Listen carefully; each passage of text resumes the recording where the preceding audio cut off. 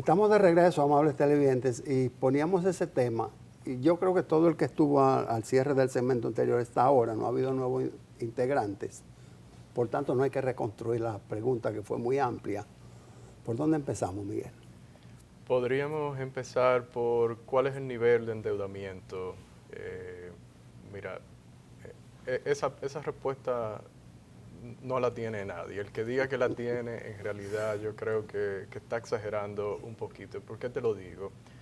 Hay países que han tenido, bueno, República Dominicana misma, que ahora mismo tiene una tasa de endeudamiento con relación al Producto Interno Bruto cercana al 70%, ya consolidado, obviamente, el sector público financiero y no financiero y financiero.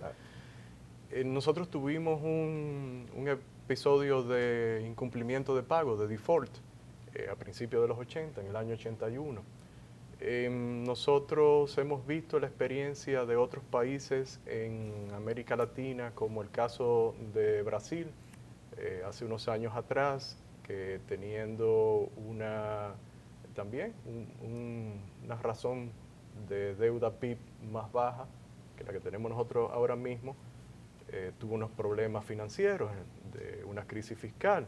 Pero ojo, nosotros preferimos ver un indicador que consideramos que puede revelar mejor la posición de las finanzas públicas, y es ver cuál es el peso que tiene el gasto necesario para pagar los intereses, que eso es ineludible, con relación a los ingresos que tú tienes recurrentes, o los ingresos que son los que puedes contar para hacerle frente a ese gasto, que en este caso obviamente son los ingresos tributarios. Nosotros hemos mantenido una posición alta, uno de los países que mayor razón en gasto en intereses como porcentaje de los ingresos tributarios mantiene dentro del continente, y eso sí es preocupante. Y lo que nosotros abogamos en consecuencia es que por eso enfatizamos en el hecho de ser comedidos con el gasto, de tratar de lograr lo más rápido posible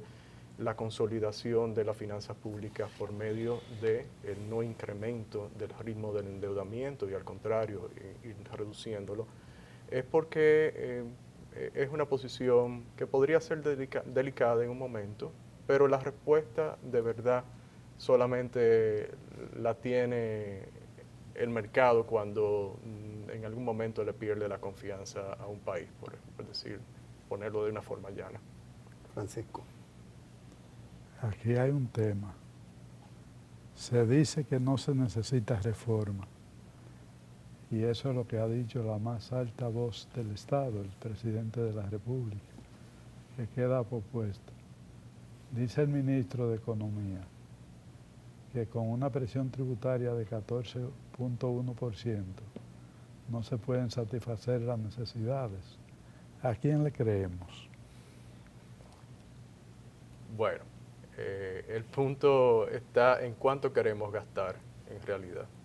Y con el gasto que tenemos, rondando años recientes, cercanos al 20% del Producto Interno Bruto, bueno, en realidad es un tema preocupante. Entonces sí, yo creo que necesitamos la reforma, pero hacerla como hemos entendido y ya hemos explicado aquí, de una reforma sana que ayude a crecer a la economía, a aumentar las bases tributarias de una forma racional, de una forma por el incremento en la productividad, por la reducción en los incentivos a la informalidad, y porque sea más fácil para la administración tributaria poder cobrar los tributos. Entonces, la pregunta yo creo que sería, me atrevo a hacer, don Francisco, ¿qué tipo de reformas tributarias es la que necesitamos? Esa es la clave. Esa es la clave. Exacto. Y yo pienso, Miguel, magnífica, muy sabia tu respuesta en cuanto a las que has dado recientemente, porque nosotros pensamos, primero, que ha habido mucha desinformación, de ahí la idea que aparentemente la adoptó hasta el mismo presidente de que reforma fiscal quería decir aumento de tasa, aumento de impuestos. Y desgraciadamente primó ese concepto o esa idea. En el otro caso, vemos que el presidente habló de reducción de gasto o de que cada peso lo iba a someter a escrutinio. Y yo pienso que ahí puede estar la semilla de la reforma, en el sentido de que no nos olvidemos que esta reforma se pide calidad del gasto. Nosotros, tú mencionabas muy bien ahora, de lo que es importante ver cuál es la carga, el peso de la deuda externa o de la deuda en sentido general, y de cómo cumplir con ella, hacer el pago de esas obligaciones. ¿No piensas tú que quizás para lograr que se haga la reforma fiscal, como tú bien dices, es importantísimo que también se cree la idea de que hay que reducir por lo menos en un 20 o un 30% los gastos del gobierno, de tal manera que sea menos oneroso la carga de la deuda externa? Yo creo que con una buena reforma tributaria, con las bases que ustedes han venido exponiendo acá en el programa, que hemos puesto desde el CRES, con don Francisco, una reforma de ese tipo, entiendo que se verían los resultados en términos del aumento de los ingresos en corto plazo y de forma sostenida. O sea, no sería una reforma para tratar de subsanar un problema momentáneo, sino algo que entendemos que podría hacer perdurar en el tiempo y podría irse profundizando. Pero también, y esto es bueno que lo mencione acá, que lo mencione, desde el CRES hemos venido trabajando el otro elemento que indica la Ley de Estrategia Nacional de Desarrollo, que debe tener un pacto fiscal, que pocas veces se menciona, que es una ley de responsabilidad fiscal. Una ley de responsabilidad fiscal que tenga reglas de gasto, de endeudamiento y del mismo déficit fiscal. Y yo entiendo que estamos en un buen momento para por lo menos ir avanzando en ese sentido, e ir dando las señales a todos los inversionistas, porque nada peor que tener la incertidumbre cuando uno es inversionista de si en algún momento podrá venir una reforma del tipo de incremento impositivo, que no es la que deseamos. Entonces, por lo menos dar esa señal y cumplir con esa parte de la Ley de Estrategia Nacional de Desarrollo, y eso iría enfocado hacia el mejor manejo del gasto público. Sí, estamos hablando de proyecciones y estamos hablando de estrategias gubernamentales, oficiales. Entonces, el presidente dice, bueno, vamos a tener un crecimiento de un 4%, la economía del país va a crecer un 4%, y el gobernador del Banco Central dice que terminaremos con una expansión de un 12.4%. Se habla también de que el sector industrial invertirá alrededor de 79,000 millones de pesos el próximo año. Eso implicaría generación de puestos de trabajo. Y nosotros hablábamos en el segmento pasado sobre el aporte al desarrollo del país, el endeudamiento versus el desarrollo. Y un ejemplo preclaro es, bueno, uno de los mayores endeudamientos ha sido para la mejoría del sistema eléctrico. Se acusa un cambio, o sea, el que vivió aquella etapa de como decíamos, de Julio Sauri, sin culparlo a él, QEPD. Y ahora tú dices, bueno, tenemos circuitos privilegiados donde no hay apagones. El costo de la factura se refleja naturalmente en la mejoría del servicio, en la continuidad del servicio. Pero la economía dominicana realmente está recibiendo o está aportando vía el endeudamiento al desarrollo del país.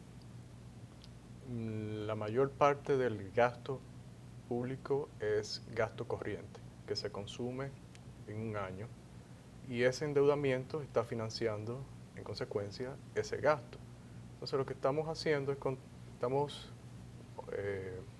contrayendo estos compromisos de estos pasivos, pero no estamos generando los activos que compensen ese sacrificio que tendrán que hacer las generaciones futuras.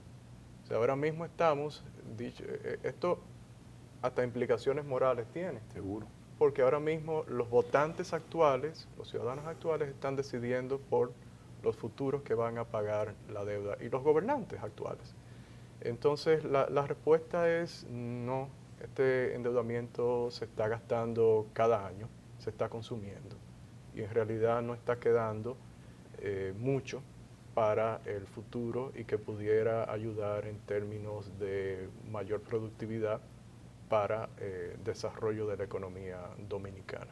Entre los anuncios que uno le salen en Google, cuando tú estás leyendo, estaba uno de planifique su Semana Santa 2022 del 9 al 14 de abril, Disney, hotel incluido, atracción incluido, disfrute su Semana Santa en Disney. Y abajo, financiamiento disponible.